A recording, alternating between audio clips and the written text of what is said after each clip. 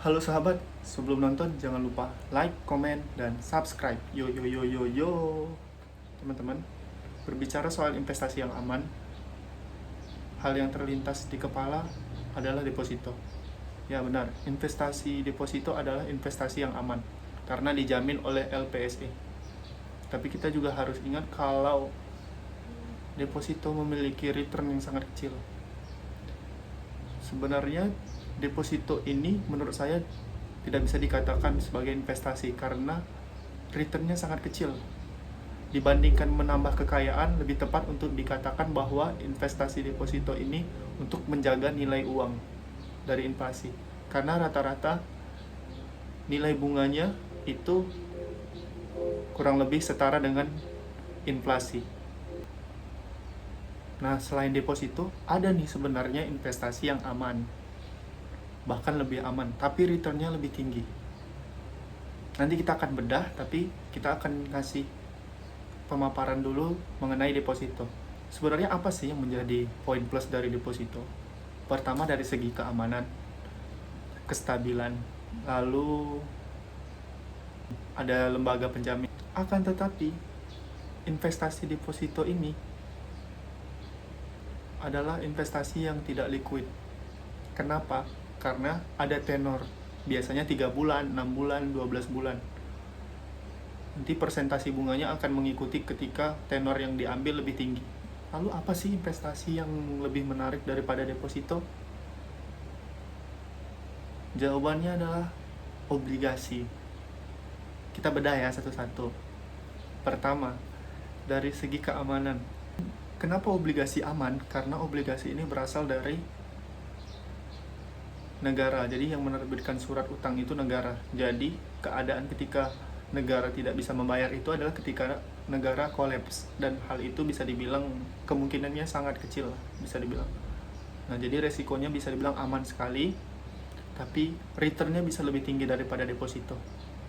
Jadi masih ada sisa uang yang lebih tinggi.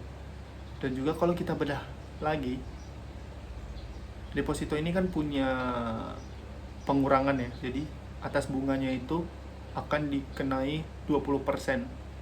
Itu pajak atas deposito. Nah, 20% ini bisa dibilang cukup tinggi lagi. Bayangkan saja misalnya deposito yang sangat tinggi saja, contoh 5%, akan dipotong 20% sehingga cuma 80%. Jadi cuma 4%. Jadi dipotong 1%. Berbeda dengan obligasi. Jadi pajak atas obligasi ini hanya 10%. Jadi masih lebih sedikit. Nah, di sini juga ada salah satu daya tarik dari surat utang yang diterbitkan negara, yaitu obligasi. Nah, obligasi ini juga memiliki tenor. Ada yang 12 bulan, ada juga yang bisa sampai bertahun-tahun. Dari segi yieldnya juga berbeda-beda teman-teman. Itu di kisaran 4-8%. Dan ada mekanisme diskon dan premium. Jadi itu tergantung. Ada suatu ketika nilainya itu di bawah harganya, misalnya 100 juta, tapi harga obligasinya itu cuma 97 juta. Berarti ada diskon 3%. Tapi bisa ada kondisi premium. Misalnya 100 juta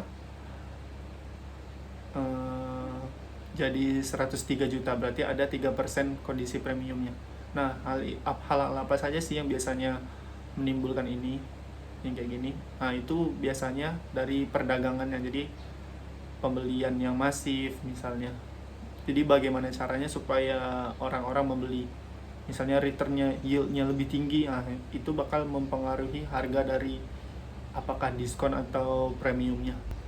Nah, untuk mekanismenya sendiri teman-teman, berbeda dengan deposito. Deposito kan kita harus menghubungi pihak bank. Tapi sekarang kalau untuk obligasi sangat mudah. Cukup menggunakan HP saja, kita top up, khususnya aplikasi-aplikasi contohnya seperti Bibit. Jadi di aplikasi ini nanti akan tertera pilihan-pilihan yang bisa diinvestasikan. Nanti ada pilihannya, teman-teman pilih yang mana yang sesuai dengan kriteria teman-teman, misalnya yieldnya yang berapa, kuponnya yang berapa, atau jatuh temponya berapa, kurang lebih seperti itu. Jadi di sini teman-teman ada pilihan pakai deposito atau obligasi. Kalau dari teknis, kemudahan diakses, kemudahan dipantau, sebenarnya obligasi juga lebih gampang karena bisa dibeli melalui bibit, terus dipilih kuponnya aja yang mana yang mau dibeli, surat utangnya, ada yieldnya, ada kuponnya, ada jatuh temponya, jadi teman-teman bisa pilih langsung di situ. Jadi nggak perlu harus ke bank kalau pakai deposito.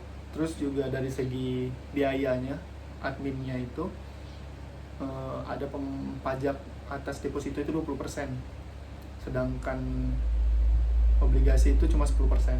Jadi sebenarnya ini jadi pendorong juga supaya orang-orang beralih ke obligasi karena memang lebih murah.